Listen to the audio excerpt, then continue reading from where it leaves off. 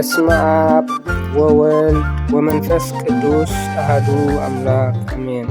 ዓርታዊ ንባባት ጾም 40 ዓርቢ 6 መጋቢት 2026 ሃሌሉያ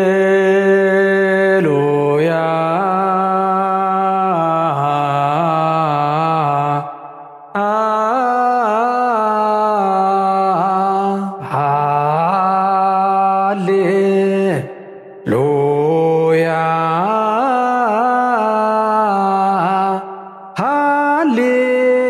ሃሌሉያ ሃሌሉያ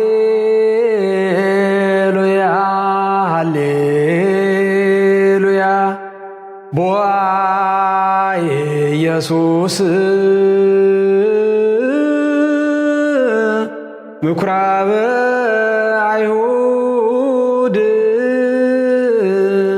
መልእኽቲ ጳውሎስ ናብ ሰብ ሮሜ ምዕራፍ 6 ካብ 5 ክሳብ 12 ሞትና ንሞቱ መሲሉ ሕብራቱ እንተኾይናስ ከምኡ ከዓ ብትንሳኤኡ ክንሓብሮ ኢና። እቲ ዝሞተ ካብ ሓጢኣት ሓራ ወፂኡ እሞ እዚ ደጊም ንሓጢኣት ከይግዛእ እቲ ናይ ሓጢኣት ስጋ ምንቲ ክጠፍእ እቲ ኣረጊት ሰብና ምስኡ ከም እተሰቕለ ፈሊጥና ኣሎና። እቲ ካብ ምውታት ዝተንስአ ክርስቶስ መሊሱ ከምዘይመውት ሞት እውን ኣብኡ ከምዘይመልኽ ፈሊጥና ንሕና ምስ ክርስቶስ ካብ ሞትናስ ምስኡ ድማ ብሂወት ከም እንነብር ንኣምን ኣሎና። ማለት ሞቱ ሓንሳእ ንኩሉ ግዜ ካብ ሓጢኣት እዩ ዝሞተ፣ ሂወቱ ግና ንኣምላኽ እዩ ዝነብር። ከምኡ ድማ ንስኻትኩም ካብ ሓጢኣት ከም ዝሞትኩም ብክርስቶስ ኢየሱስ ግና ንኣምላኽ ህያዋን ከም ዝኾንኩም ርእስኩም ቁጠሩ። እምበኣርሲ ንትምኒቱ ከይትእዘዙ ኣብዚ መዋት ስጋኹም ሓጢኣት ኣይንገስ።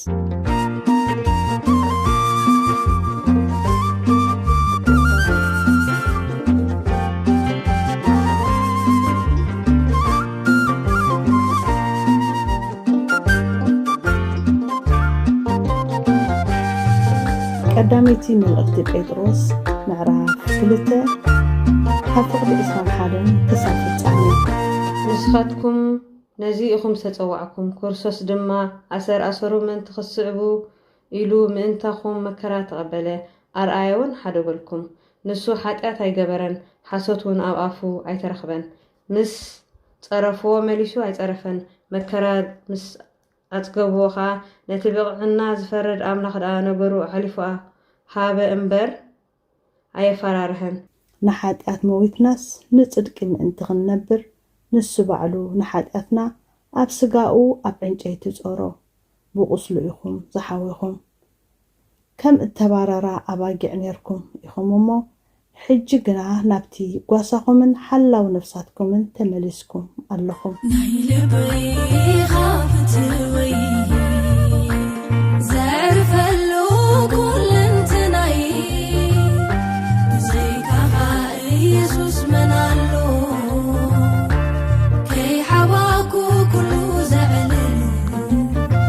ግብረ ሐዋርያት ምዕራፍ 10 ካብ 36 ክሳብ 44 እቲ ናብ ደቂ እስራኤል ብኢየሱስ ክርስቶስ ንሱ ከዓ ጎይታ ኩሉ ሰላም እናኣበሰሮም ዝተላእከ ቃል እቲ ድሕርታ ዮሃንስ ዝሰበኻ ጥምቀት ካብ ገሊላ ጀሚሩ ናብ ኩሉ ይሁዳ ዝበፅሐ ቃል ማለት ብዛዕባ ኢየሱስ በዓል ናዝሬት ኣምላኽ ብመንፈስ ቅዱስን ብሓይልን ከም ዝቐብኦ ኣምላኽ ምስኡ ስለ ዝኾነ እናዞረ ጽቡቕ ከም ዝገበረ ነቶም ሰይጣን ዝሰዓሮም ኩሎም ከዓ ከም ዘሕወየ ንስኻትኩም ትፈልጡ ኢኹም።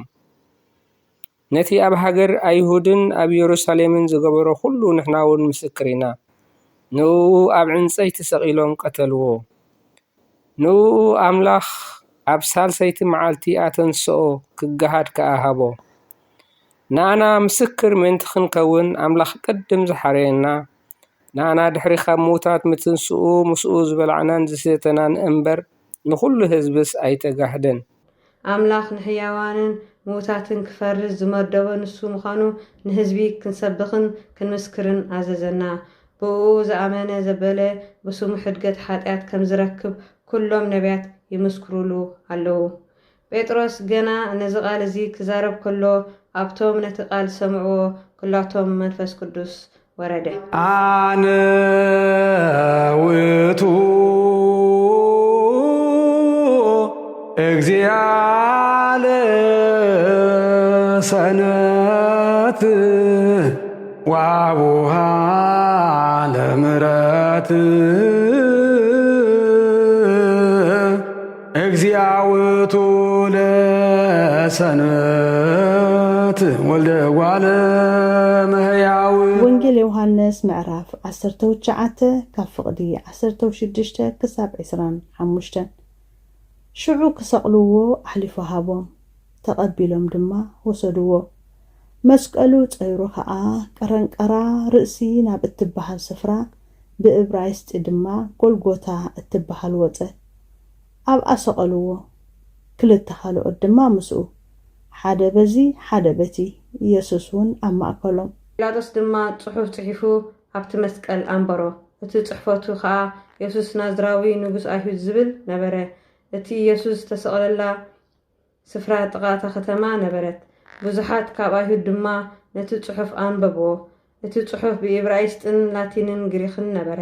ስለዚ እቶም ሊቃውንቲ ካህናት ኣይሁድ ንጲላጦስ ንሱ ባዕሉ ኣነ ንጉስ ኣይሁድ እየ ከም ዝበለ እምበር ንጉስ ኣይሁድ ኢልካስ ኣይትጽሓፍ በልዎ። ጲላጦስ ዝጽሓፍክዎ ጸሓፍክዎ ኢሉ መለሰ። እቶም ዓቀይቲ ግና ንኢየሱስ ምስ ሰቐልዎ ክዳውንቱ ኣልዒሎም ኣብ 4 ምስ መቐልዎ ነንሓደ ዓቀይታይ ገዲኡ ነቲ ቀምሹ እውን ከምኡ። እቲ ቀምሹ ግና ካብ ላዕሊ ክሳዕ ታሕቲ ኩለንትናኡ እሉም ነበረ እምበር ስፋይ ኣይነበሮን። ንሓድሕዶም ከዓ ንዝበፅሐ ክበፅሖስ ዕጭ ደኣ ነውድቐሉ እምበር ኣይንቕደዶ ተባሃሃሉ። እቲ ክዳውንተይ ንርእሶም ተማቐልዎ ንቐምሸይ እውን ዕጭ ተዋደቑሉ ዝብል ጽሑፍ ምእንቲ ክፍጸም እዮም እቶም ዓቀይቲ እዚ ዝገበሩ። ኣብ ጥቓ መስቀል ኢየሱስ ከዓ ኣዲኡን ሓብትንኡ ማርያም ሰበይቲ ቀልዮጳን ማርያም መግደላዊትን ደው ኢለን ነበራ።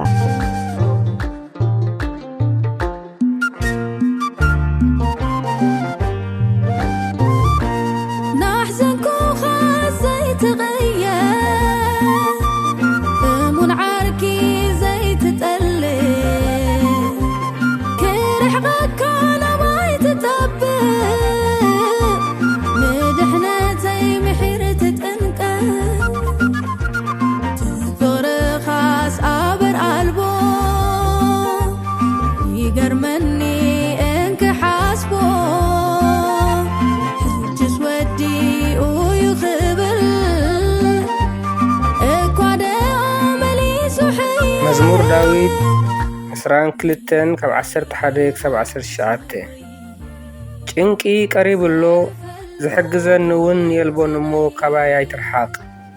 ብዙሓት ኣራዊሕ ከቢቦምኒ ብርቱዓት ኣራዊሕ ባሳን ኣማእኪሎምኒ። ከምቲ ዝዘርፍን ዝጓዝምን ኣንበሳስ ጎረሮኦም ይኸፍትሎይ ኣለዉ። ኣነ ከም ማይ ፈሰስኩ ብዘሎ ኣዕጽምተይ ተፈላለዩ። ልበይ ከም ስምዕ ኾነ ኣብ ማእከል ኣምዖተይ ከዓ መኸፈ። ጎረረይ ከም ገልዒ ነቐፀ፣ ልሳነይ ኣብ ትንሓገይ ጠበቐ። ከምኡት ኣብ መሬት ደርቢኸኒ፣ ጸላተይ ከም ኣኽላባት ከበቡኒ። ገበርቲ እከይ ተኣኪቦም ኣማእከሉኒ፣ ኣዳወይን ኣጋረይን ከዓ ሸንኰርኒ። ንኹሉ ዕጽምተይ ክቖጥሮ እኽእል እየ። ጸላተይ ጥሙትንን ይዕዘቡንን ኣለዉ። ንኽዳውንተይ ይመቐልዎ፣ ንቐምሸይ እውን ዕጫ የውድቑሉ ኣለዉ። ጎይታየ ንስኻ ግን ካባይ ኣይትርሓቕ፣ ንስኻ ሓይለይ ኢኻ፣ ንምርድአይ ይቀልጥፍ።